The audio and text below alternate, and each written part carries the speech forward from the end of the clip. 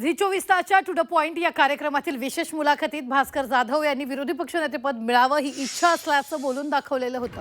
तसंच राजकारणातून निवृत्त व्हावं असं वाटत असल्याचं वक्तव्यही जाधवांनी केलं होतं. पाहूयात. तुम्हाला वाटत नाही का तुम्ही थोडे साईडलाईन होत आहेत, अन्याय होतोय? मधल्या काळात आम्ही ऐकत होतो की तुम्ही विरोधी पक्षनेते व्हाल. आता त्या गोष्टीलाही काही महिने झालेत, होत नाही आहे ते नावाची घोषणा किंवा आम्ही चर्चा फक्त येत असते की भास्कर जाधव होणार होत नाही आहेत. असं आहे की मी साईडलाईन होतोय असं काही मला तरी वाटत नाही.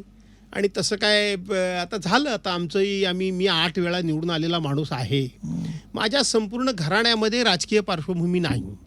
माझ्या आईच्या घराण्यामध्ये नाही, माझ्या वडिलांच्या घराण्यामध्ये नाही. पहिला राजकारणामध्ये प्रवेश करणारा माणूस मी डायरेक्ट. त्यामुळं साईडलाईन वगैरे होतोय अशातला काही भाग नाही आहे.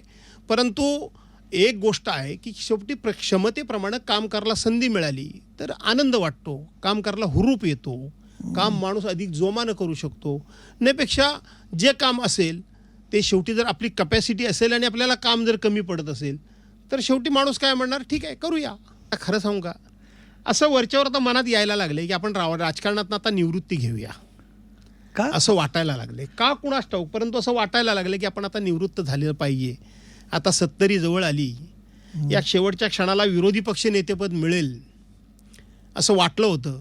आणि विरोधी पक्षनेता कसा असावा हे एकदा महाराष्ट्राला दाखवून द्यावं. स्वतःचा स्वार्थ काही नाही.